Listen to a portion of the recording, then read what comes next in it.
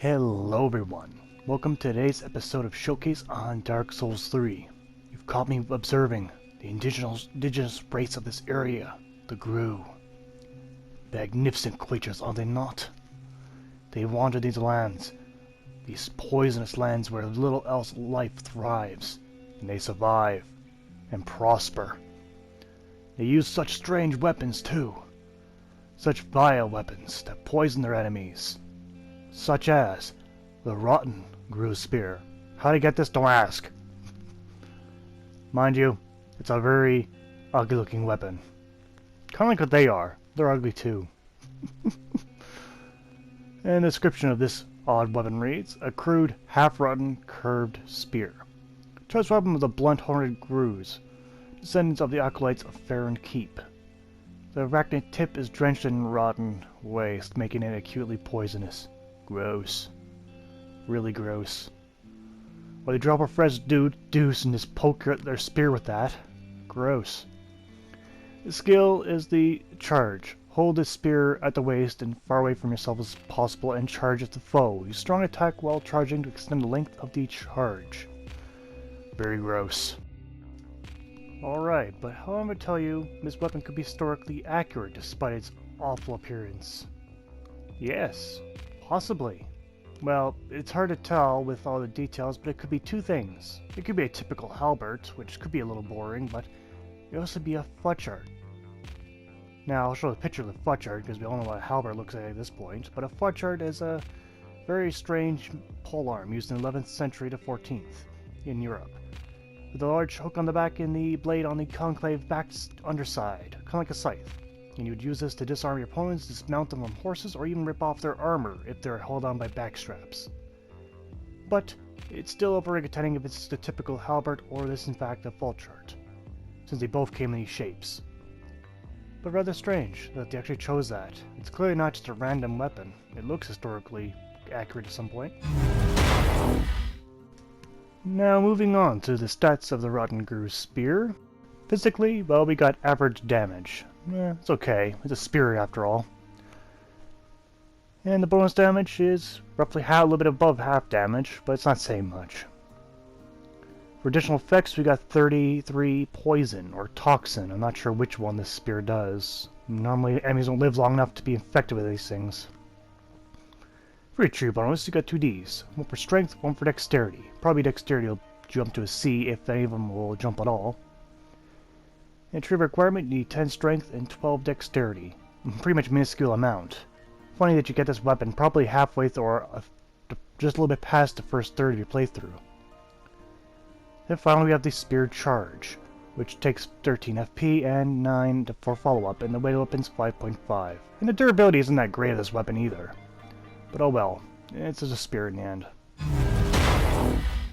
For the animations for Rotten Ghru Spear, well, it's spear poking all over again.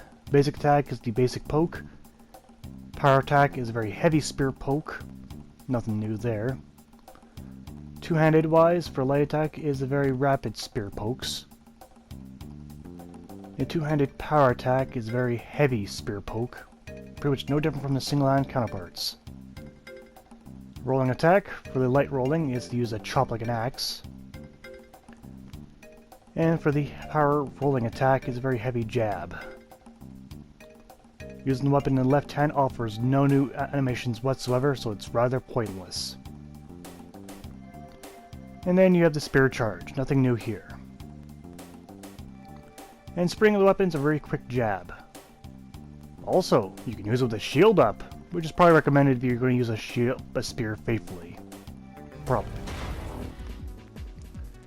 When upgrading the Rotten Ghru Spear, you'll need Titanite Shards. Now, we can see pretty much a modern upgrade of 10 damage, pretty much on the spectacle of both. Bonus damage of maybe 9, and sure enough, dexterity bonus did go to C on the next upgrade. No surprise there. But otherwise, you get a very average upgrade. Nothing too traumatic, nothing too wow-inspiring, but oh well, it's a modern upgrade.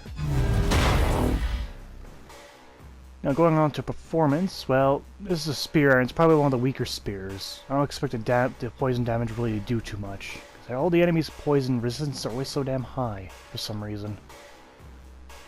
Backstabs at nearly 400, which is not very impressive. Looks like this weapon's going to make it up in DPS a bit. There's a spear charge, which gives multiple hits, providing your opponent is light and you can actually move them. Okay. It's okay against unarmored targets, and the reach is pretty good. Pretty much that of a ultra greatsword. But I have my doubts it'll go through a shield. I have my very heavy doubts. I'm pretty sure that's basic attack, bounces right off. Now, I just need to get proper range for a power attack to see that bounce off, which is more unlikely the case. Or this red, I might not see it try that. Yep, that's power attack, bounced right off. It's down to the charge, but I don't think I'll bother. The charge almost never works, and you must need all hits. It just takes too much time and effort. Against the Gorgal, I'm not going to even try to get through his shield. I'm just going to go right for the kill if possible. Let's hope this DPS holds up. Just rapid jabbing. There we go. Rapid jabbing for the win. Now, against the Black Knight, it's probably the worst weapon to use against them. They are far too quick and nimble. It's probably better to use something that's good at backstabbing, other than this thing that does not do very good backstabbing. But oh well. Right hand does the job fast enough. Just wish it was a little more powerful. Alright, let's move on to the pros and cons of the Rotten Ghru Spear. On the pro side, it has decent DPS. Has that poison damage added. That's about it. Well, I guess you can use it with a shield up, I should say. But yeah, I think that's it. On the con side, the durability is mediocre. And the damage is also a bit mediocre. That's about it. Okay, that's it for the pros and cons. But on to score for the Rotten Ghru Spear. Damage gets a 5 out of 10. It was lackluster. Reach, though, does get an 8 out of 10. Had good reach. That's what it does do right. Animation, 3 out of 10. It didn't really add anything new, but it's kind of like the middleweight spear, so a little bit of a penalty on that. Bonus, 6 out of 10. It was an average bonus. Nothing too big or small. And the misc is 6 out of 10. It looks visually appalling, but it could be historically accurate, and it's neat at least. It's better than the other Rotten Ghru weapons. At least you can agree with me on that one. So in total, the Rotten Ghru Spear gets 28 out of 50, which is good. Just good, though. So in conclusion, it's probably a mediocre spear and you should probably find something else. But what do you expect from a bunch of indigenous people? Perfection? Oh no. I'll probably stare watching these guys until they're probably slaughtered by a couple of dark wraiths wandering around. But oh well. That's been Showcase for today. I'd like to thank you all for watching and I'll see you guys next time. Take care out there.